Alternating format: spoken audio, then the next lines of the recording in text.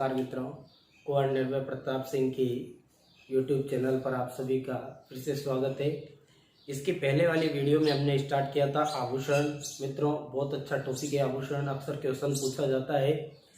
उसमें से जितने भी मैंने आपको आभूषण बताए हैं पूरे आपको याद करना है, उनमें से एक भी क्वेश्चन बाहर नहीं जाएगा, ये पक्का मेरा वादा है।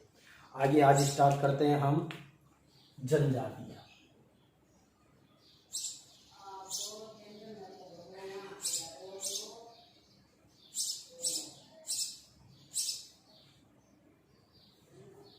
जनजातियां मित्रों, जनजातियां होती क्या है? संस्कृति या सभ्यता के प्रभाव से जो जातियां वंचित रह जाती है और वो अपने स्तर से जीवन यापन करने लग जाते हैं, उसी को क्या बोला जाता है मित्रों? जनजाति। अब जनजातियां हमारे राजस्थान में टोटल कितने प्रकार की जनजातियां निवास करती है? टोटल हमारे राजस्थान में 8 प्रकार की जनजातियां निवास करती है। टोटल जनजातियां कितने निवास करेगी? 8 प्रकार की जनजातियां निवास करती है। 8 प्रकार की जनजातियों में सबसे पहले जनजाति आती है हमारी मेणा जनजाति। कौन सी जनजाति होगी सबसे? हमारी मेणा। ध्यान रखना मित्रों, ये देश की सबसे बड़ी जनजाति है। बड़ी जनजाति किसके आधार पर? संख्या के आधार। लेकिन यदि प्राचीन की बात करें तो प्राचीन होगी हमारी कौन सी जनजाति होगी? भील जनजाति। तो मेणा जनजाति हमारे राजस्थान में निवास करती है, भील जनजाति हमारे राजस्थान में निवास करेगी, और कौन सी जनजाति होगी हमारी? गरासिया जनजाति।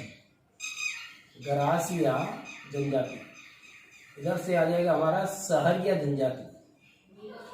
सहरिया जनजाति। सहरिया के बाद में मित्रों आएगा हमारा डामोर जनजाति। डामोर जनजाति।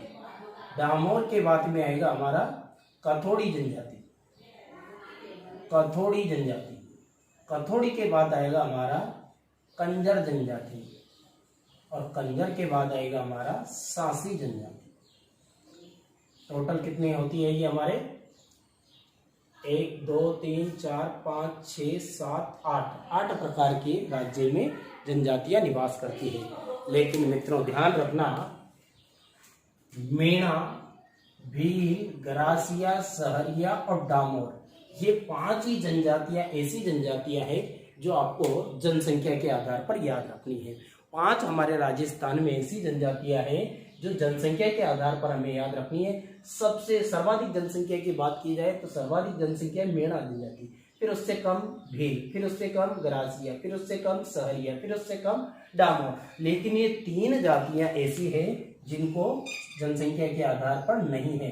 ये आप ऐसा कंजर को ऊपर भी रख सकते हो, कथोड़ी को नीचे भी रख सकते हो, सांसी को ऊपर भी रख सकते हो। ये जनसंख्या के हिसाब से हमें याद नहीं रखनी है, केवल हमें ये याद रखना है राज्य में 8 प्रकार की जनजातियां निवास करती है, जिसमें इसका भी नाम आता है। अब बात करते हैं राज्य के कौन से क्षेत्र में सर्वाधिक जनजातियां निवास करती है। तो राज्य के दक्षिणी पूर्वी भाग में, कौन से भाग की बात कर रहे हैं हम? जो हमारा राजस्थान, ये राजस्थान, ये हमारा दक्षिणी भाग और ये हमारा पूर्वी भाग। तो सर्वाधिक जनसंख्या जो निवास करती है हमारे राजस्थान में, तो वो कौन से वाले क्षेत्र में निवास करेगी मित्रों? इस वाले क्षेत्र में निवास करती है सबसे ज्यादा जनजातियां निवास। ऐसे ये मत सोच लेना सर्वाधिक की बात कर रहा हूं, वैसे यहां तक भी निवास करती है, लेकिन सर्वाधिक जो जनजातियां निवास करने वाला जिला है कि सर्वाधिक जनजातियां कौन से जिले में निवास करती है।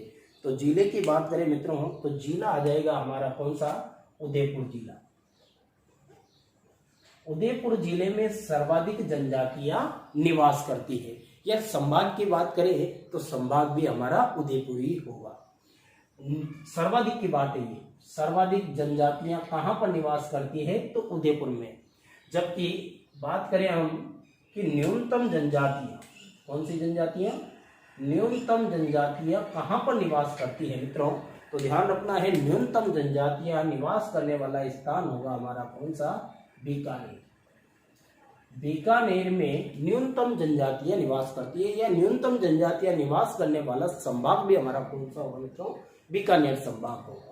अब पूरे राजस्थान की बात करें तो पूरे राजस्थान के कितने प्रतिशत भूभाग पर जनजातियों का निवास स्थान माना जाता है? मात्र और मात्र केवल 5.85% भूभाग पर क्या निवास करती है, हमारी जनजातियां निवास करती है। कितने प्रतिशत भाग पर जनजातियां निवास करेगी, हमारे 5.85% भाग पर हमारे जनजातियां निवास करती है। लेकिन यदि देश की बात करें तो देश में राजस्थान का कौन सा स्थान है जनजातियों की जनसंख्या के आधार पर? किसकी जनसंख्या के आधार पर? जनजातियों की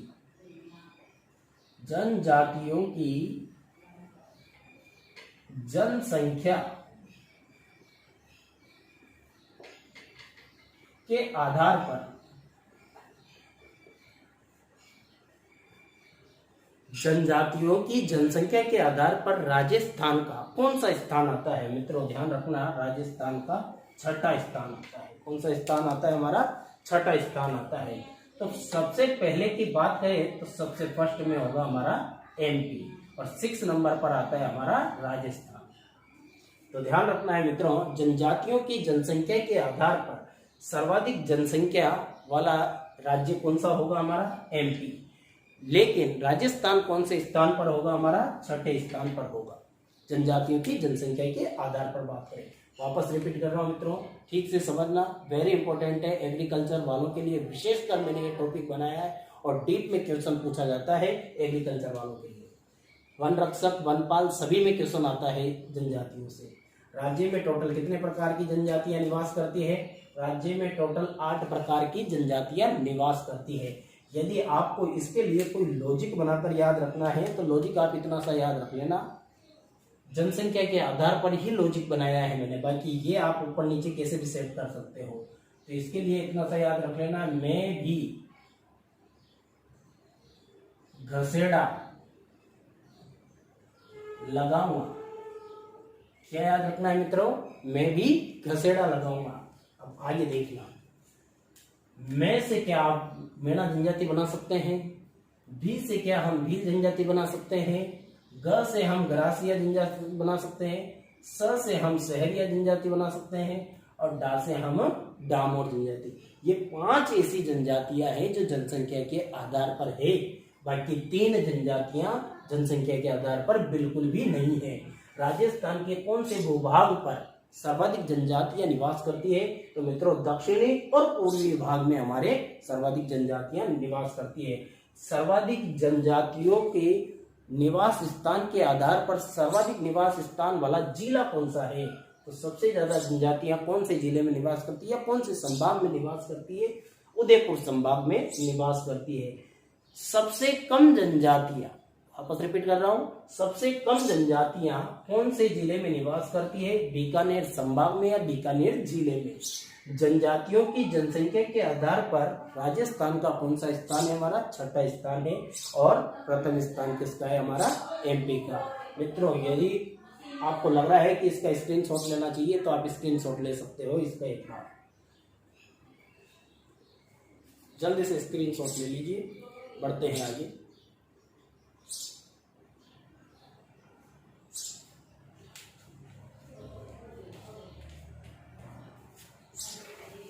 सबसे फर्स्ट होगी हमारी कौन सी जनजाति?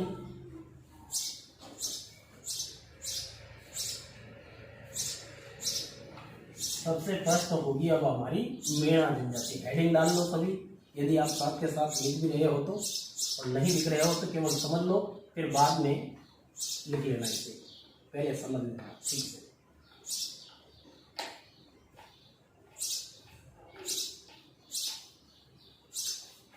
जितना हो सके इस वीडियो को सब्सक्राइब करना, शेयर करना, लाइक करना और अपने दोस्तों को आगे तक शेयर करते रहना इसे। सबसे फर्स्ट जनजाति होगी हमारे मित्रों, कौन सी जनजाति होगी? मेणा जनजाति।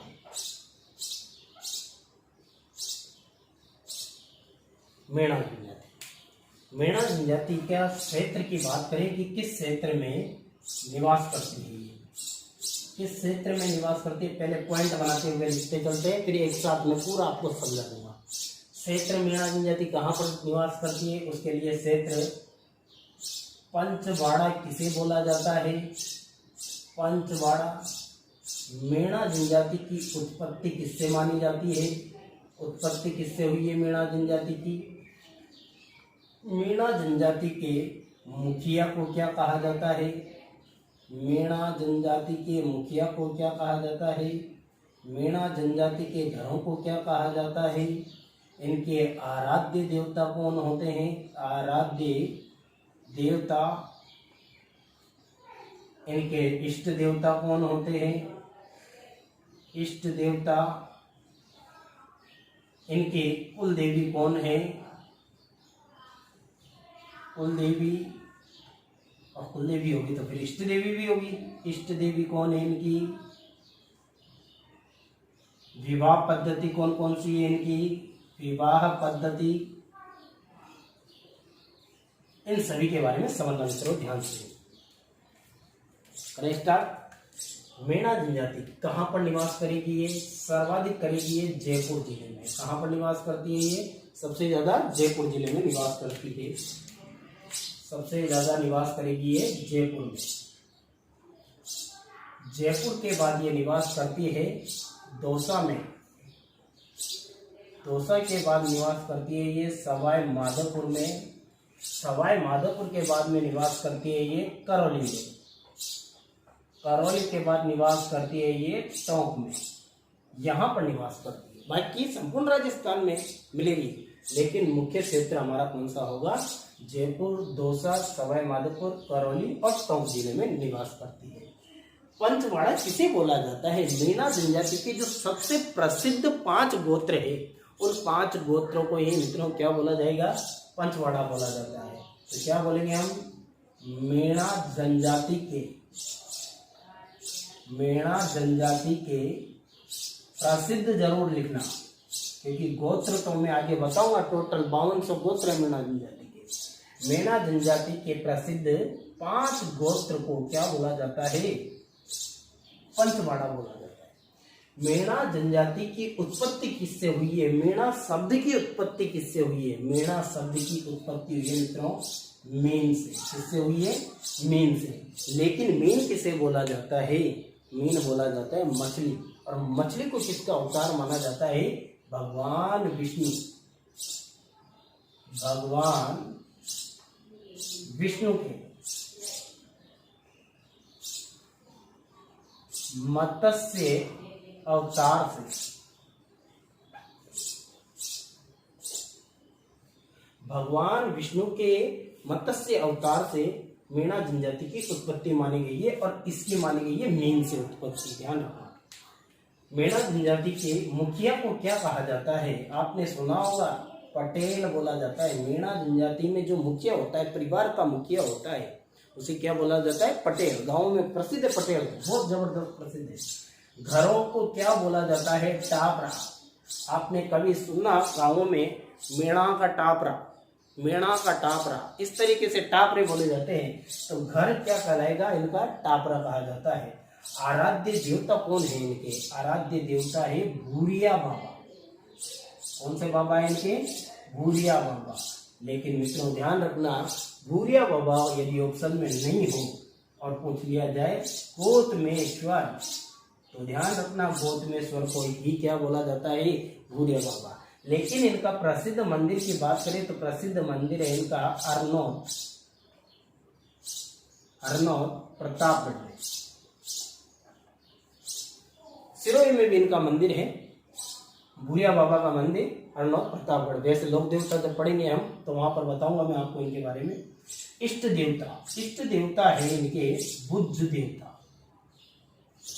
बुद्ध देवता जैसे प्रत्येक व्यक्ति के, जैसे हमारे दक्षिणी पूर्वी राजस्थान की बात कर रहा हूं, जो दक्षिणी पूर्वी राजस्थान में इष्ट देवता के रूप में पूजते हैं, तेजा जी को पूजते हैं। यहाँ पर क्यों पूजते हैं? क्योंकि सांपों से बचना है सभी को, इसलिए तेजा जी को पूजते हैं। लेकिन मीणा जनजाति में बुद्ध देवता को इष्ट देवता के रूप में पूजते हैं, और प्रत्येक गांवों में इनके क्या होते हैं मित्रों? मंदिर बने हुए होते हैं, चबूतरे बने हुए होते हैं। कुल देवी, तो कुल देवी ध्यान रखना जीर्ण माता,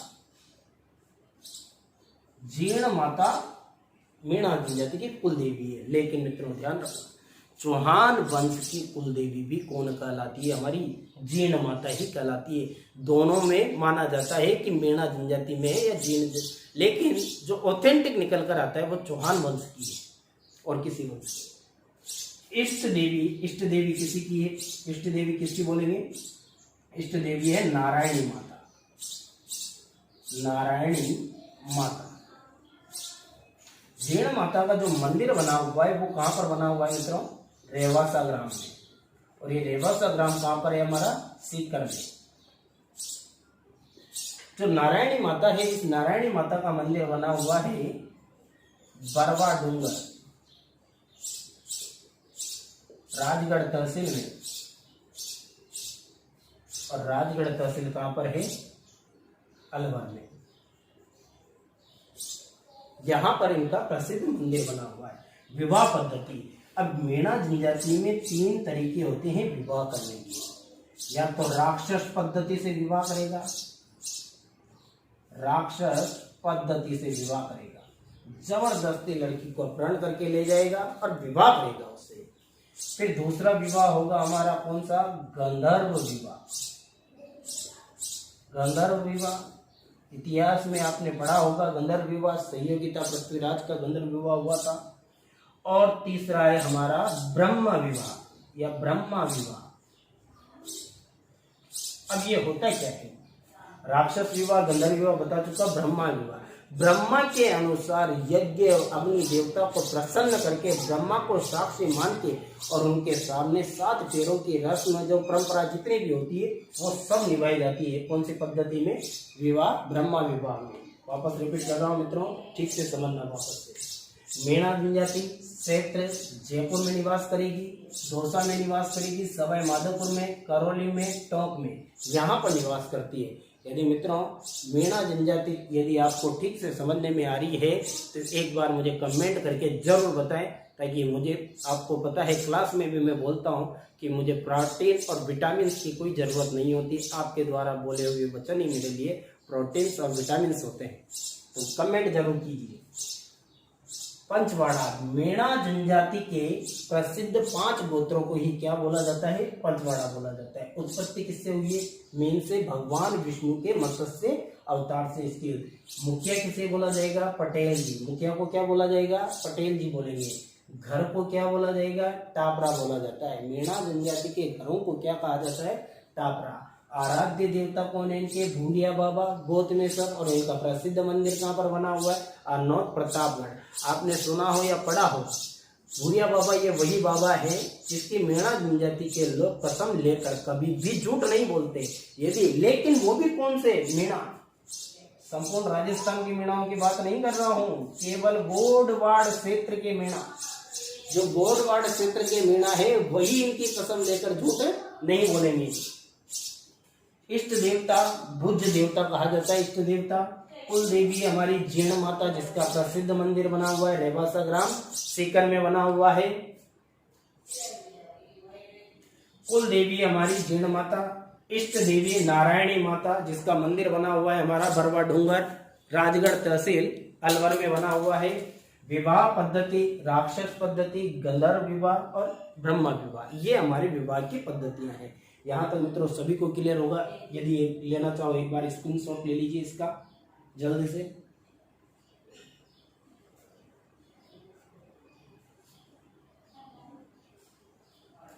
क्लियर दोस्तों?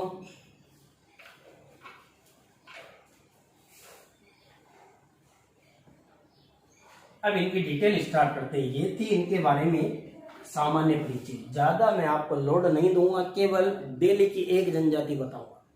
फिर धीरे धीरे आइए स्पीड भी पकड़ेंगे, क्योंकि यहाँ छोटे से कस्बे में मैंने व्यवस्था की है और आप लोग उनके लिए दुआ जरूर देना। ये बोर्ड की व्यवस्था भी उन्होंने ही की है। इन्होंने अंत में कोचिंग है यथार्थ क्लासेज। यथार्थ क्लासेज के डायरेक्टर सर ने बोला कि बच्चा अभी बहुत परेशान हो रहा है सर, तो आप घर बैठे बैठे आप वीडियो बनाओ ताकि बच्चा कल्चर पढ़ सके। तो मैंने प्रयास कर रहा हूँ मित्रों आपके लिए। लॉकडाउन लगा हुआ है, पुलिस वाले मिल गए थे, लेकिन जान पहचान के मिल गए थे वो भी। अब मेणा जनजाति के बारे में डिटेल पढ़ते हैं, स्टार्ट करते हैं मेणाओं के बारे में। मेणा जनजाति के बारे में कहा जाता है कि मेणा जनजाति 24 खोपों में बटी हुई है। कितने खोपों में बटी हुई है? 24 खोपों में बटी हुई है। खोखो क्या होता है? भाग बोल दो अपनी भाषा में। 24 भागों में बटी हुई है। लेकिन मेणा जनजाति के कितने गोत्र बताए गए हैं? 5200 गोत्र बताए गए। कितने गोत्र बताए गए मित्रों? 5200 गोत्र बताए गए। लेकिन ये चीजें किसने बताई है? ये बताइए जैन मुनि मगन सागर। जैन मुनि मगन सागर के अनुसार, और इन्होंने ग्रंथ लिखा था कौन सा? मत्स्य पुराण। मत्स्य पुराण ये ग्रंथ लिखा था। किन्होंने लिखा? ये जैन मुनि मगन सागर ने। जैन मुनि मगन सागर ने मेणाओं का उल्लेख किया, मेणा जनजाति का उल्लेख किया कि ये 24 भागों में बटी हुई है। 24 भागों में जो बटी हुई है उसमें जैन मुनि मगन सागर ने कहा कि 24 भागों में तो बटी हुई है, लेकिन यदि टोटल गोत्र की बात करें तो 5200 इनके प्रमुख गोत्र बताए गए हैं।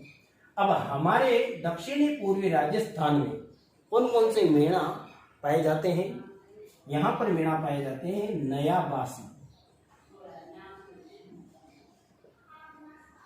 पुराना बासी, ये गोत्र है मित्रों। नया बासी, पुराना बासी,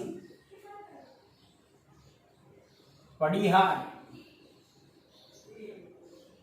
पड़िहार, पचवारिया, ये मेणा हमारे दक्षिणी पूर्वी राजस्थान में सबसे ज्यादा पाए जाते हैं। नया बासी बोल दो, पुराना बासी बोल दो, पड़ियार बोल दो या पचवारिया बोल दो, ये मेणा हमारे यहाँ पर पाए जाते हैं, सबसे ज्यादा पाए जाते हैं, जो फेमस है इनके गोत्र। फिर आगे बात करते हैं मेणाओं के बारे में। जो मेणा जनजाति के वर्ग होते हैं वो कितने वर्ग होते हैं? मेणा जनजाति के 2 वर्गों में विभक्त है। कितने वर्गों में? 2 वर्ग। जो 5200 गोत्र बताए हैं उनमें 2 पार्ट है। एक तो होते हैं चौकीदार, चौकीदार, चौकीदार मेणा, क्या बोलेंगे मित्रों इसे? चौकीदार मेणा। एक होते हैं जमींदार मेणा, जमींदार मेणा। जो चौकीदार मेणा है, इस चौकीदार मेणा का कार्य क्या है? नाम से ही पता चल रहा है, ज्यादा दिमाग लगाने की कोई आवश्यकता नहीं है कि ये क्या करेंगे, केवल चौकीदारी किया करते थे, चौकीदारी करते थे। जमींदार किसे बोलते हैं हम? खेती कृषि करने वाले को। जमींदारों का कार्य है कृषि कार्य करना, कृषि कार्य करना। अब इनमें प्रथाएं भी पाई जाती है। मैंने वैसे विवाह पद्धति अलग है, प्रथा अलग है। प्रथा क्या है इनकी? एक प्रथा है, प्रथा ये बोलती है इनकी नाता प्रथा, और एक होती है मित्रों हमारी झगड़ा प्रथा।